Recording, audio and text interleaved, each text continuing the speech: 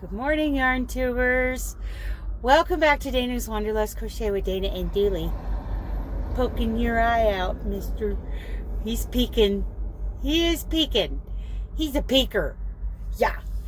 So, I'm getting ready to... Oh, I already... looks like I started to weave in the ends on this thermal stitch pot holder.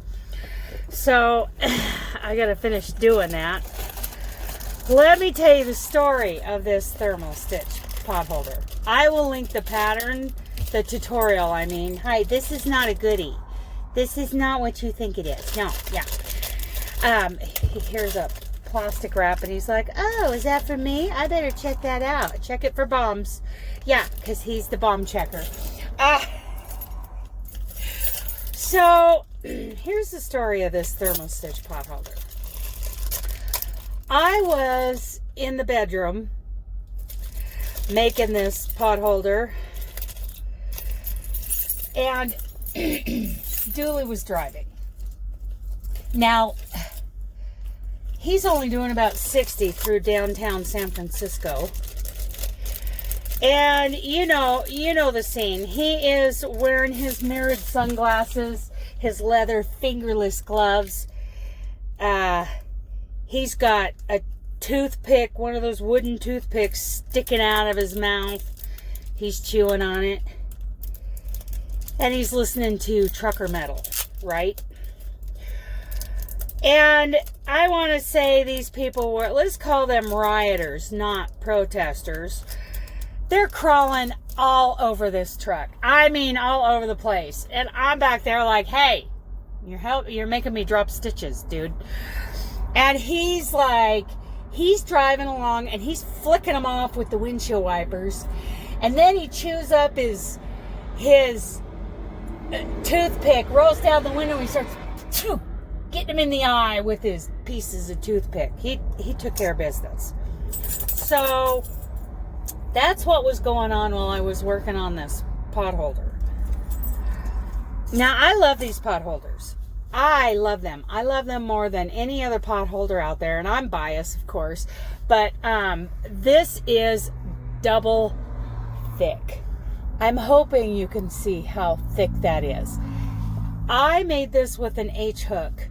I pretty much make them with an H hook. I use sugar and cream or peaches and cream. You know, kitchen cotton. I have tried making these in I Love This Cotton. But the way that washes up, you know, it's not, to me, I Love This Cotton is more for something a little nicer than a durable kitchen item. You know, I can make these really pretty. I would make them like if someone had a red kitchen, you know, with whatever, like a white trim. You know, I start these at the bottom where the loop is. And I would do like a couple inches of it in a solid red, and then I would do like 4 rows in white, and then I do the rest in red. That way, you know, it reflects their kitchen colors. This one I'm making for Rose Likes Crochet and the Wings program. Trying to get that done. I'm so terrible. But like I said, I'll link that tutorial in the description box. And I got to tell you, when Dooley's driving, I mean, I'm like, hey, slow it down. I'm trying to crochet here. Making me drop stitches. Now, I have trouble. Well, I think everybody kind of has trouble in the beginning. When you get to the end, you really have to dig out that end stitch and make sure your counts are right. So it's really a good idea when you're following that tutorial that when you have your end stitch and you turn and go back the other way, to put a stitch marker of some kind in that end stitch so you don't lose it, because otherwise you get, you know, on the ends. But yeah, I'll get these ends woven in. How do you try not to sound too uneducated? I'll get the ends woven, and it's really easy with these thermal stitch pot holders because, you know, they're double thick, like I said. It's a double thick stitch. You don't have to fold it over and sew it up. But like this ending, this is the ending tail. I don't have my glasses. But literally, I can just pick a spot and go through the middle of the project without it showing through either side. Then I'll come out, probably down here where there's more white.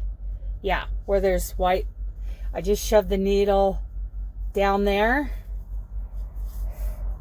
So easy to weave in. And then do that 3 times, 3 passes, and you're done. So I think I told you everything, you know, the project, where I was in the bedroom. I used an H-hook. I used kitchen cotton, probably sugar and cream or peaches and cream. And the mistakes I was making was those end stitches. That was, and of course I had to frog a few times, but you know, that's my story and I'm sticking to it. Okay, I love you guys. Bye.